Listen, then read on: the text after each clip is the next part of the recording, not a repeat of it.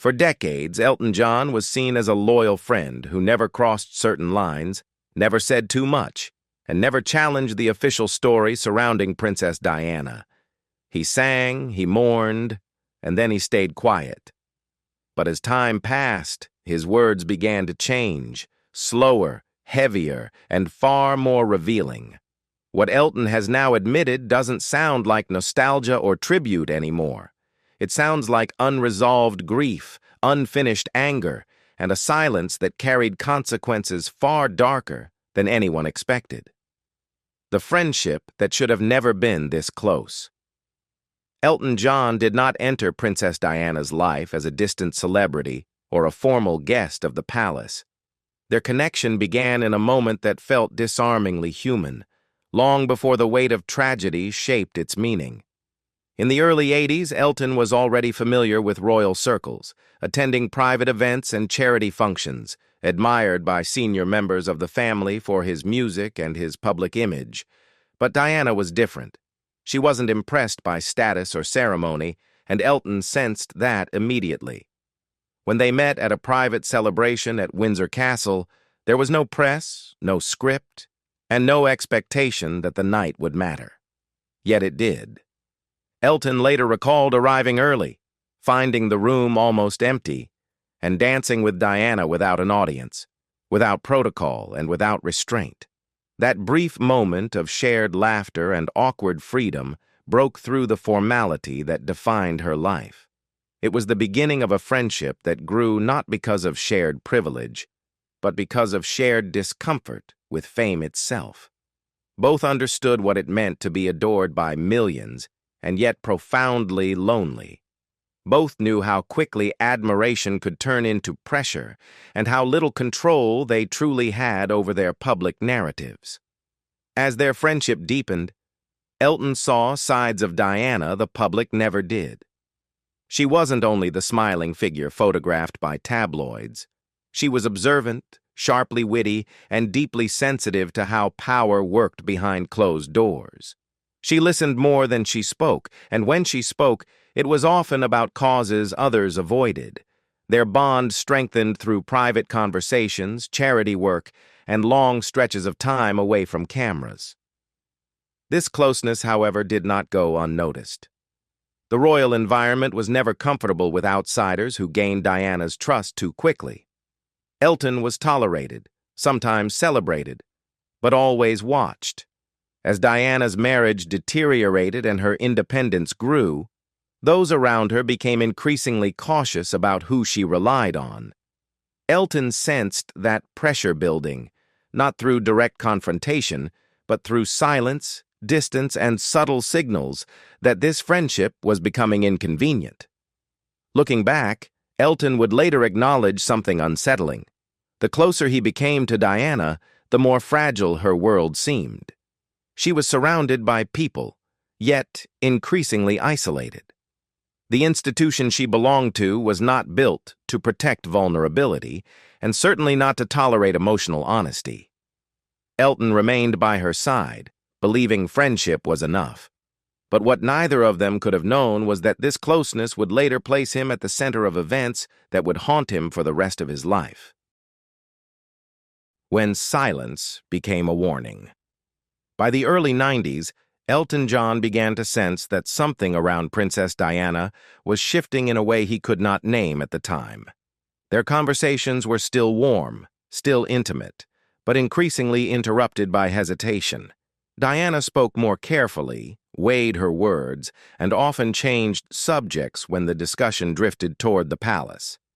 Elton, who had spent decades navigating fame, recognized the signs of someone being managed rather than supported.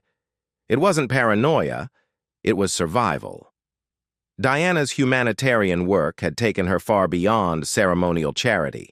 Her involvement in AIDS awareness and her willingness to touch patients publicly had already challenged entrenched fears and embarrassed powerful institutions.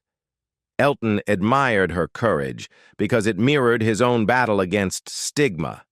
Together, they believed visibility could dismantle fear. Yet every public gesture Diana made was followed by private consequences. Invitations changed. Advisors tightened their grip. Trust became conditional. Elton noticed how Diana's circle narrowed. Old friends disappeared quietly, replaced by people who reinforced caution instead of honesty.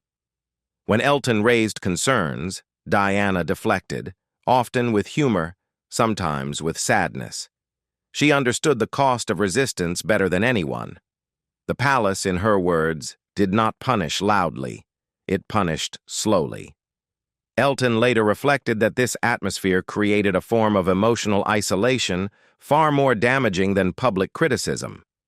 Diana was surrounded by people, yet deeply alone. This period also marked Elton's growing discomfort with fame itself. He began pulling away from public events, no longer finding comfort in crowds or celebrations. He recognized the same exhaustion in Diana.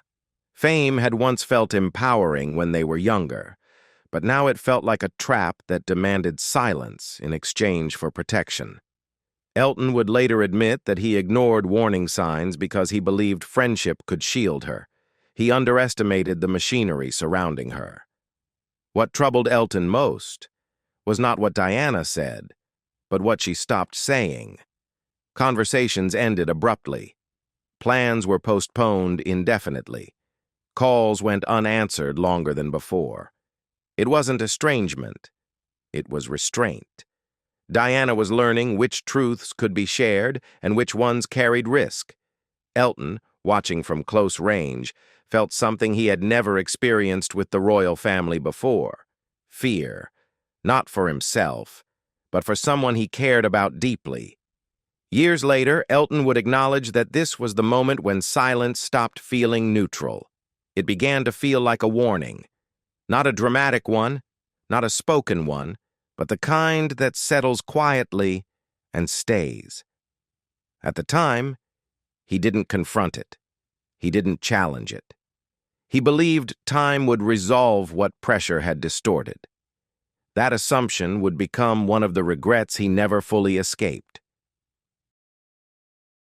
The fallout that no one was supposed to see. The rupture between Elton John and Princess Diana did not happen with shouting or public accusations. It happened quietly, through decisions made without explanation and messages that never came. By the beginning of that year, their friendship, once effortless, had entered what Elton would later describe as a deep and confusing freeze.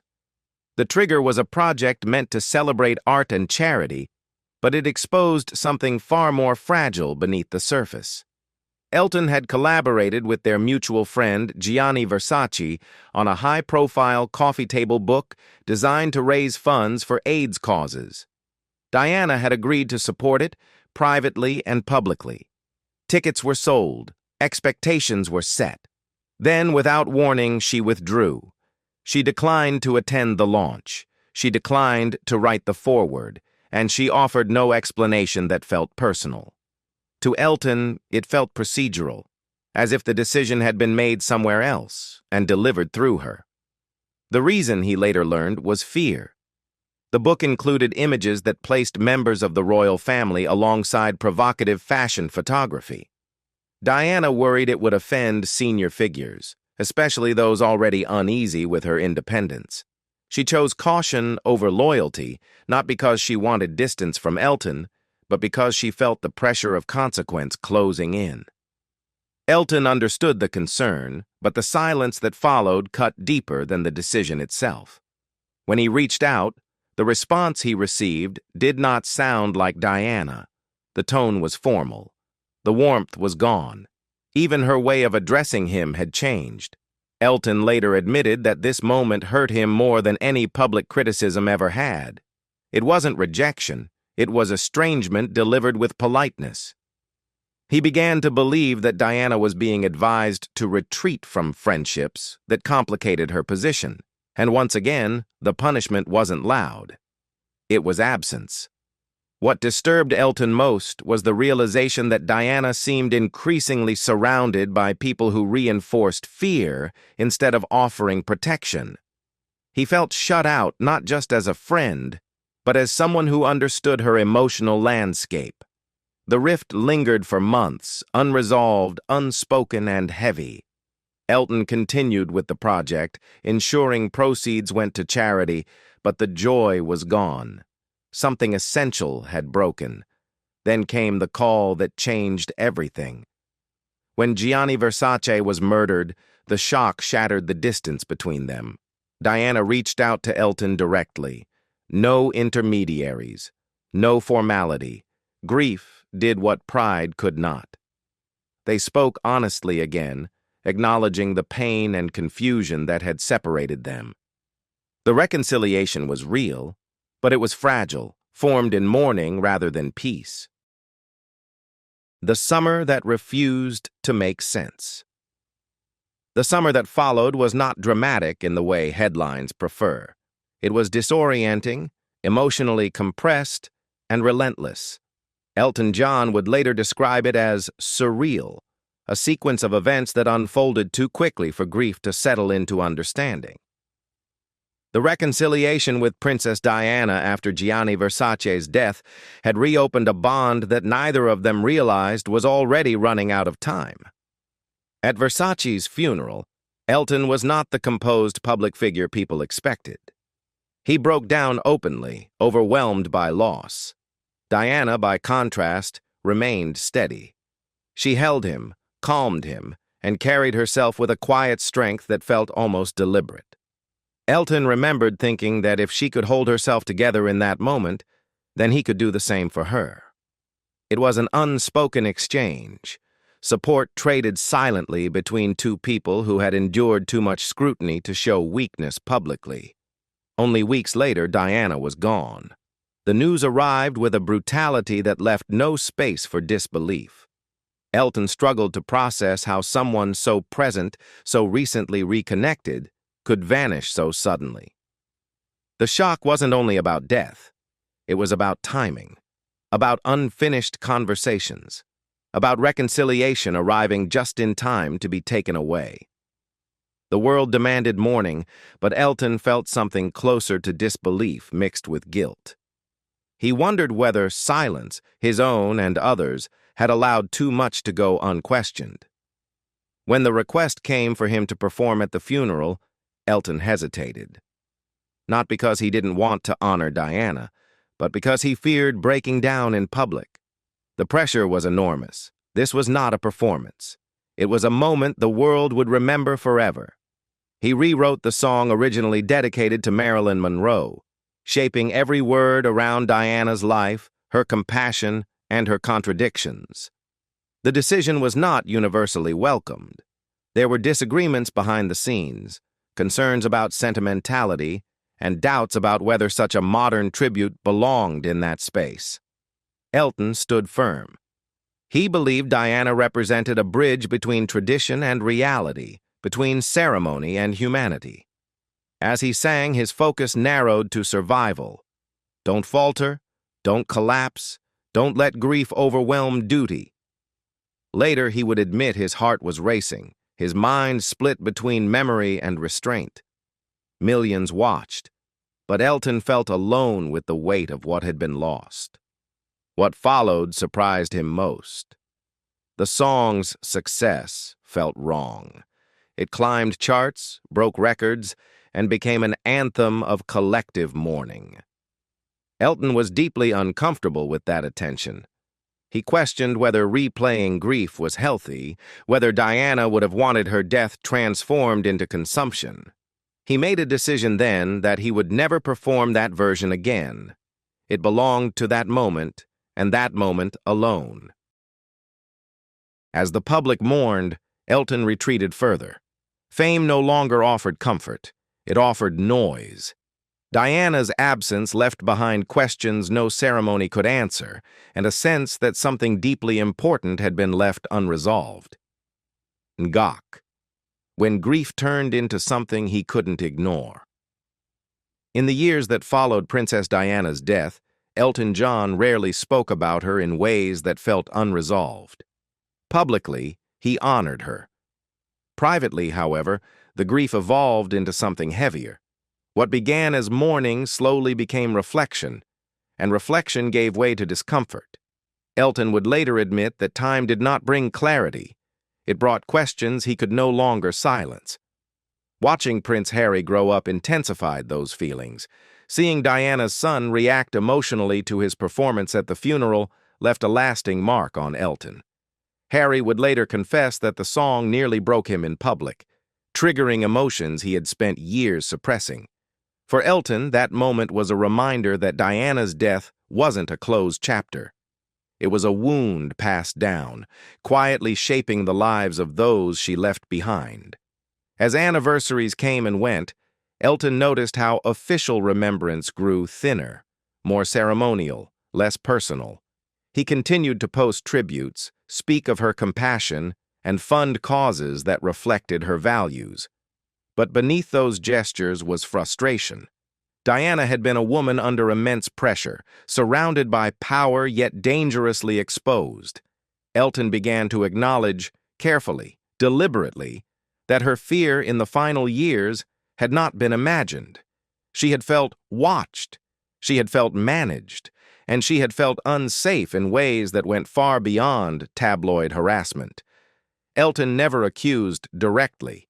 He chose words like unprotected, isolated, and misunderstood, but the implication was clear. Diana had been left to navigate forces far larger than herself. Her vulnerability was not met with protection, but with expectation. Elton's later interviews carried a weight his earlier tributes did not. He spoke of silence as something learned, not chosen, of loyalty that demanded restraint, and of regret for accepting boundaries he now questioned. The discomfort deepened as speculation surrounding Diana's death resurfaced in public discourse. Elton did not endorse conspiracy, but he also did not dismiss the unease. He acknowledged how quickly events unfolded, how little time there had been for intervention, and how easily responsibility had dissolved into procedure. His silence, once a sign of respect, began to feel like complicity in forgetting the complexity of who Diana truly was. By the time Elton spoke more openly, the tone had changed. He was no longer reminiscing, he was processing. Fame no longer interested him. Public approval no longer mattered. What mattered was honesty, even if it unsettled people. His words weren't explosive because they were accusatory. They were unsettling because they came from someone who had seen Diana when cameras were gone, when fear wasn't performative, and when trust was scarce. Elton's silence broke not in anger, but in sorrow. And what made it difficult to hear was the implication that Diana's story, even now, remains incomplete. Not because facts are missing, but because responsibility was never fully claimed. Do you think Elton John stayed silent for too long? Or was silence the only way he could protect Diana's memory? Was Princess Diana failed by the system meant to protect her? Or is the truth still being carefully avoided? Share your thoughts in the comments, and don't forget to like, subscribe, and watch the next video for more stories that history never fully explained.